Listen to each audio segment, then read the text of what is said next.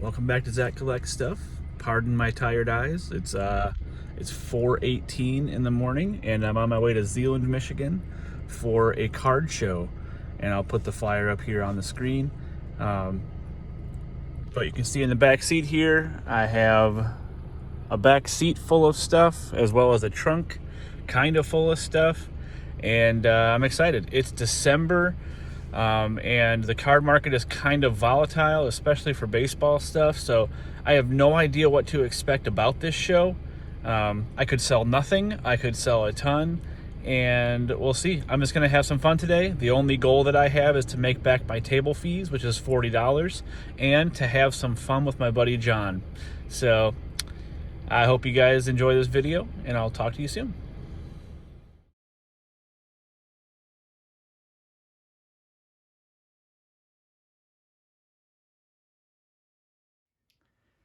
All right, the Zeeland show came through again. Again, like I said earlier in the video, I really had no idea what to expect going into this show. It's getting close to Christmas, so you never know what kind of crowd you're going to get. The market has kind of turned down. Values have kind of decreased for a lot of stuff.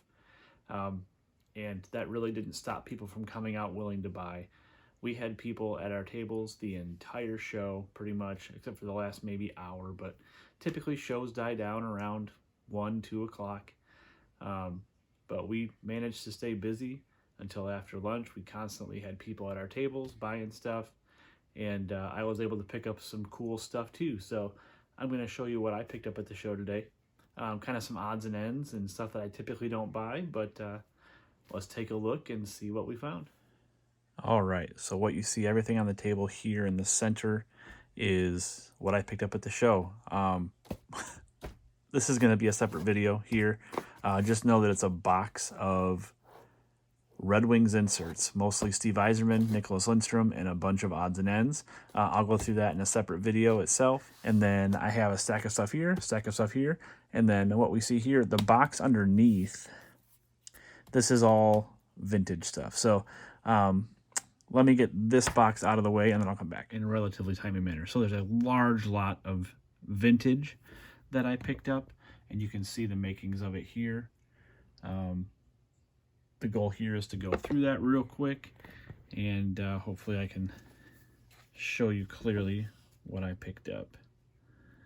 So there's this huge lot of Kellogg's 3D Superstars, and these are from 1983. They're almost like a vinyl, it feels like, on the back, but the front is the lenticular 3D type look there. There's a large lot of these. Some great names in here, obviously. Pete Rose, Robin Yount. Some of them are in a little bit rough shape. Guess I'm not really getting them in the screen there. Ozzie Smith, that's an early Ozzie. So maybe not that early. And kind of a cool little odds and ends. This is not something that I will probably keep in my collection. I will probably bring it to the show with me. There's a nice Nolan Ryan. I like that. That's cool. I may just pull out a couple of the stars that I like. Henderson maybe. And keep those myself. As long as they're in good shape, I might as well keep them in my collection. The Mike Schmidt's pretty cool. If there's a complete set here, obviously maybe I won't do that, but keep them with the complete set. That Mike Schmidt seems to be really good condition. There's a little stack of these. I know I've seen these before, but I really didn't know what they came out of. And there's a couple Sandy Koufax. I was like, that's one of the better names that you can get. I have no idea what year these are from. So if you know what they are, go ahead and feel free to comment down below. Let me know what they are. Condition-wise, you can see like the wear on the nose there, like the embossed part that rises above the rest is rubbing on the card above it. So the condition on these is not great, but there's some good names. Cepeda's in here. Frank Robinson's in there. Killebrew, couple of them. Eddie Matthews is in really rough shape. Got that huge crease across the face there. And yeah, so there's those ones. Not really sure what those are from, but they're tops. You can see them at the bottom there. It says TCG. But yeah. And then there was a big stack of these like Post cards. I think they're from Post. But Munson, good name. Mickey Rivers, lots of Yankees, Reggie Jackson ones. I'm going to kind of put these things in a box as I finish them up, kind of keep the top of the table clear. So that's it for the oddball stuff. The rest of the stuff that I have is just legit vintage stuff. Like you have these 62s here. Lots of 62s, not a ton, and there's really no big names in any of these. There's a nice Colavito. I can't remember what these are called, but nice Rocky Colavito. Jim Fregosi rookie.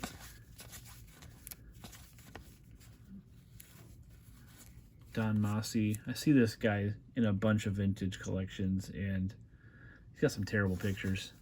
Cool Tigers team card. I love that. The paper loss in the bottom corner. No, I don't really care about that. I'm a Tigers collector, so this card is definitely going to stay in the collection there. So my plan with a lot of this vintage stuff that I picked up is basically go through it. Robin Roberts is a great name. Hall of Famer, I believe. So cool card to add to the collection there. Go through the ones that I want to keep. Ken Boyer, good name again. Keep the ones that I want. And I love the Garrigan Ruth card. Such a cool card. It has a huge crease across the middle of it, and some paper loss on the back. Out here, I have been building the 58 set, so this was a nice little addition to that. Got a few of these here. I'll have to look through and see which ones I have and do not have, but you can see this one. This is kind of the condition of a lot of them. A lot of them are kind of beat up. But the thing is, like with this lot, I paid $150, I think, for the lot of vintage, and there's well over 300 to 400 cards at least. And even if I pull out the ones that I want and I sell the rest of them for $1 a piece or even 50 cents a piece, I'm making my money back, and then I'm getting a bunch of cards that I really like.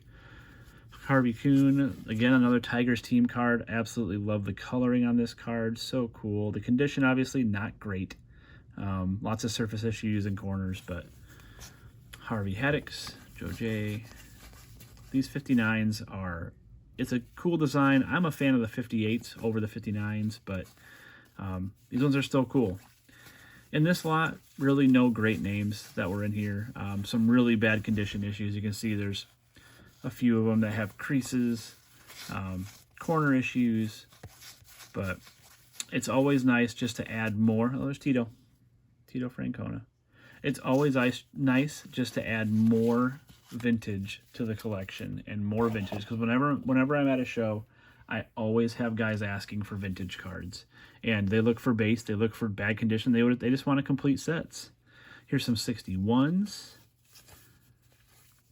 Again, no real big names in here. I was looking at this one, I was hoping that was Bob Gibson. Definitely not Bob Gibson, but Dick Williams might be the best name in this little lot of 61s. We got a few of these here, nice ones here. Frank Robinson, absolutely terrible condition. Huge crease right across it. Louis Aparicio, absolutely beat up. But again, and another Roger Maris that was probably glued to a wall or glued to a notebook or something. That glue's probably biohazard by now. But still some cool cards that I'm probably going to keep for my own collection, just to kind of say I have them and then sell the rest.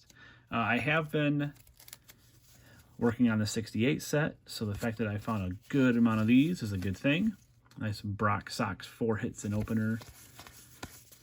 I'll go through these a little bit faster. Nice little Phil Necro there. That's absolutely annihilated.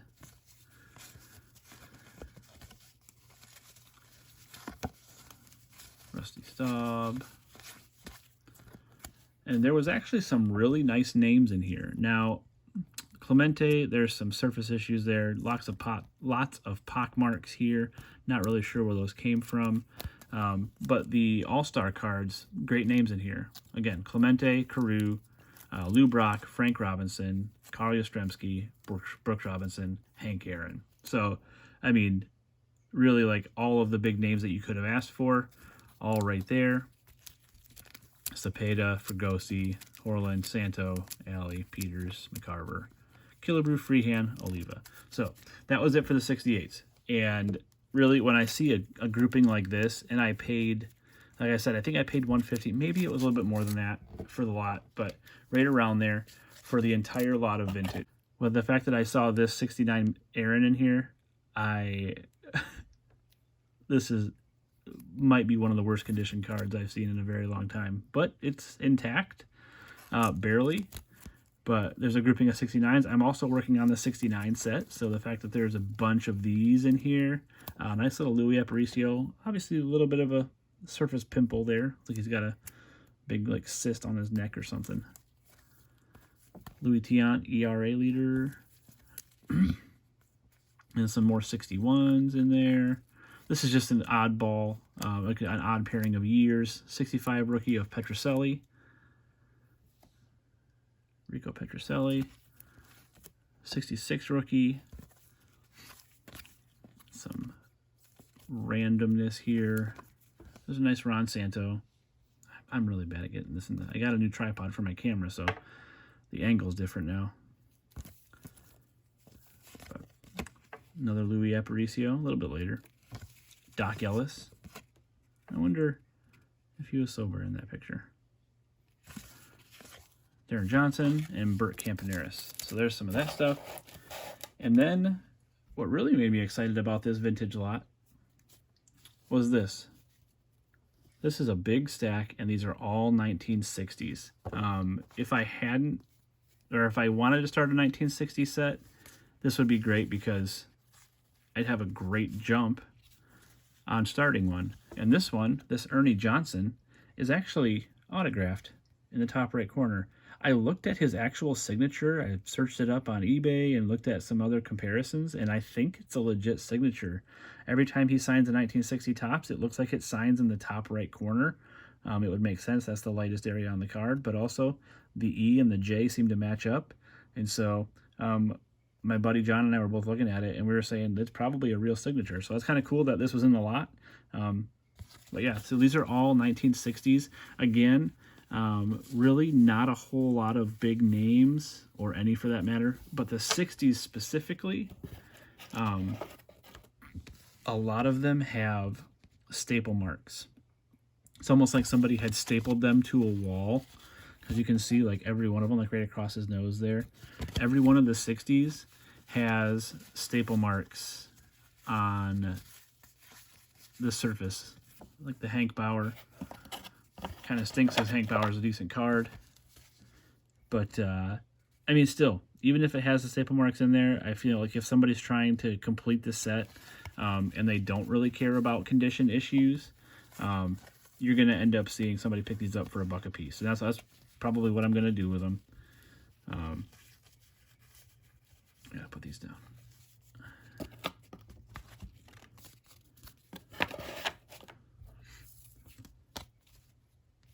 There you go. It's a little bit smaller chunk.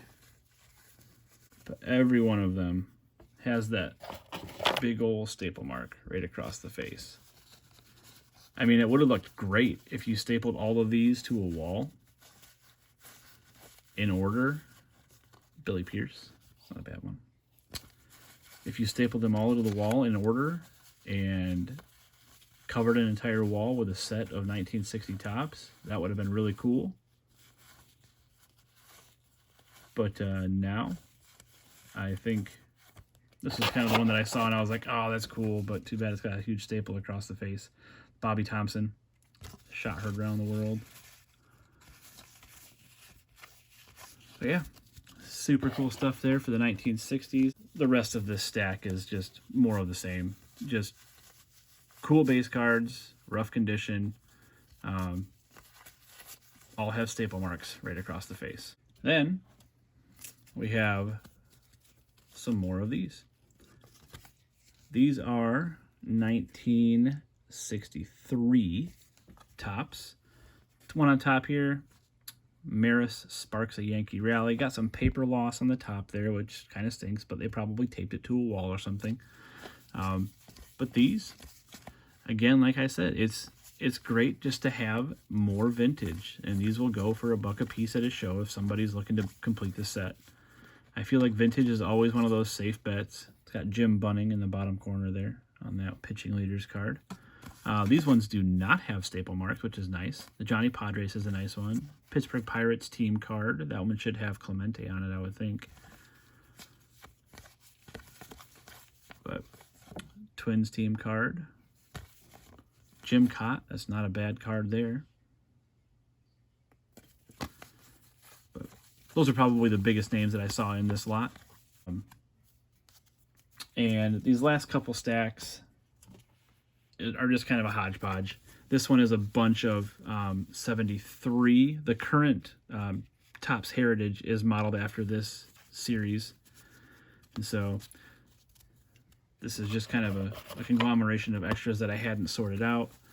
Just a bunch of these 67s, 66s, 69.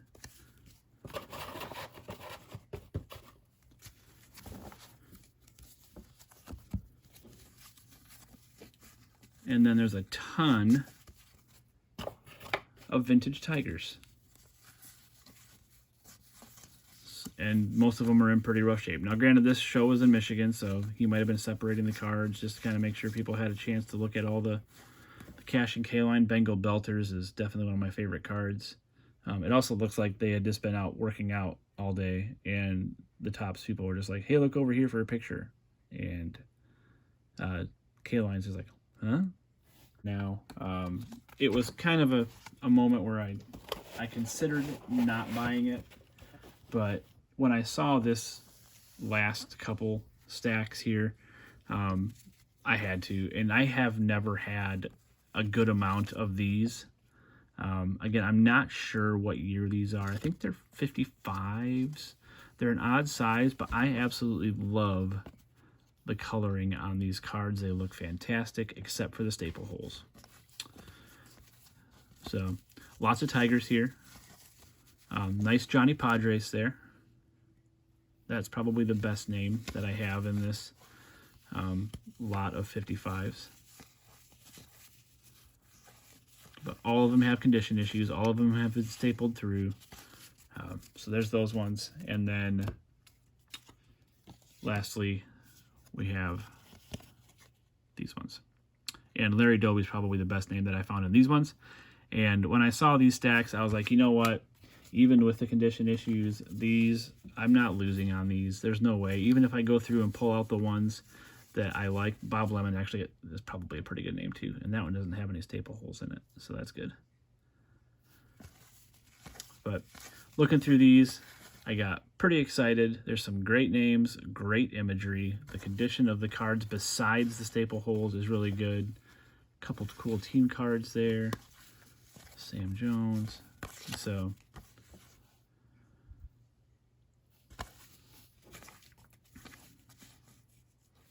look at those glasses. How do you pitch with those glasses on?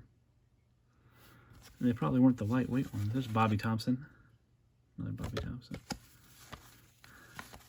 So this was such a fun purchase for me. And even after, and this was earlier on in the show, I really had to think about purchasing this. And he wanted a little bit more than I wanted to pay. We met in the middle and created a great deal here. Neither of us lost here.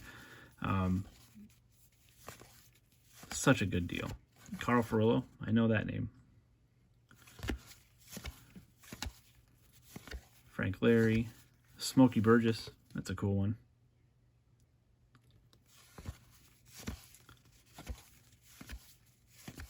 Carl Erskine. Vern Law, Don Mueller, Dell Ennis, Ray Boone. Being a Tigers fan, I had heard that name numerous times, and his kid and grandkid both played in the league, I believe. And just a couple of the super old. The Preacher Row here is actually a pretty decent card, but it's in really bad shape. So these are great cards. I love the look of this design as well. But that is the end of the vintage baseball. Just kidding. I do have a couple more. These are probably the best ones that came out of there.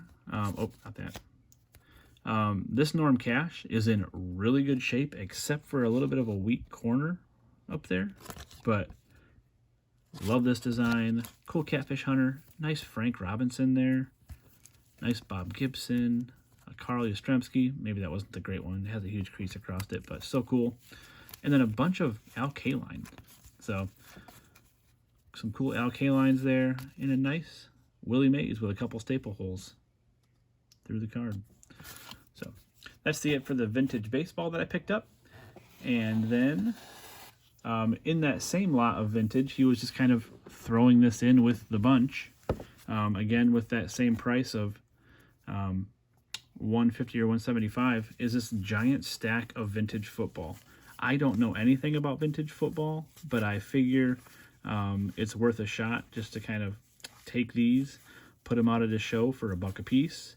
Maybe somebody offers me a good deal or I can offer them a good deal for the entire stack of them, and then take the burn off of buying that huge lot of vintage baseball with this vintage football included in the mix there. So again, I have this huge stack now. I don't know many of the names. There was nothing like Bart Starr or anything like that in here. The big names had been pulled out, it looked like, but a good amount of vintage football. And so whenever I'm at shows, people always ask for vintage stuff. And now I have an abundance that I can kind of pull out and say, here's what I have. All right. So the off-sport stuff that I picked up. The same guy was at the show that I picked up the Batman cards from last time. And so I picked up 4 of the Batman Black from 1966. I'm trying to complete the set. I got the Robin in Peril. I got the Queen of Crime with the Black Cat, or Catwoman. Catwoman, probably. Deadly Claws. And Deadly Robot. What if the robot had claws? I don't know. So those go right into the set that I'm building. These are the other non-sport things I picked up. These are all graded PSA 6, so not fantastic grades, but I absolutely love the look of the cards, the foil from the 90s. These are from 1992 Masterpieces, Marvel Masterpieces, and this is Captain America versus Red Skull. Love that card. The Wolverine one against Sabretooth. And, of course, my favorite, Spider-Man versus Venom. I picked these all up. I offered $30. He countered with $35, and I couldn't pass it up. I figured at just over $10 a piece for these, even if they are graded a 6 on there. The popularity of Marvel stuff is kind of dwindling right now, especially low-grade stuff, but this is from the 90s, and I'm going to display these. They display really well in these slabs, and they're protected, so super cool pickup there. And to finish it off, my baseball pickups. So I picked up a bunch of inserts, not too much really, just a bunch of Miguel Cabrera. So here's the Miguel Cabreras I picked up from one guy. There's one, it's the blue. It's got Grandy on there too. I love Curtis Granderson. A couple Don Ross and Optic Miguel Cabrera inserts. A couple of the Shock parallels there. One of the pinks. Got a cool red foil from Topps Fire. This Independence Day Miguel Cabrera. I didn't have that one yet. Just a cheap $1 insert. 87. I really don't like the 87 design, but I didn't have. Those are all just kind of dust around there. I didn't have the 87 All-Star insert for Miggy. And then the Prism Refractor. I got the blue parallel. This is from 2017 Topps Heritage, I believe. But yeah, got the blue parallel for that. And then I picked up a couple autographs. Top prospects, Oscar Colas for the White Sox, George Valera. I believe I paid $25 for the pair of these. 10 for the Valera, 15 for the Colas. That's right around eBay comps. So picked those up. Pretty excited about those autographs. And the last couple things I picked up, I bought this Juan Soto from a buddy, AJ. He gave me a great deal, $12 for this. I didn't have the Heritage Juan Soto rookie PSA 9. I did not have this card yet, so picked that up. I figured $12, can't go wrong. And the last thing I picked up was this. Tatis Topps Chrome PSA 10 rookie. And this just kind of walked to my table at the very end of the show. I was actually packing up, and a kid walked up and basically said, "Are you looking to trade anything?" And I said, "I love trading." So I kind of stuck around, talked to him for a little bit. He found some stuff that he was interested in. I believe I traded him a Paul Goldschmidt relic autograph for this, and an extra card. I think maybe like a $5 basketball card or something. And I traded him for this. So pretty happy with that. Again, such a good show. I had no idea what to expect. Turned out to be a great turnout. We had people at our table the entire time, and I made a little bit of money. I made some trades. I brought money home. I brought more money home than I brought to the show, so that's a good thing. And then I was able to buy some stuff. And again, I'll make a video with just the hockey cards that I picked up at the show. And that's about all I have. So hopefully you enjoyed this video. Sorry it's a long one. And thanks for watching.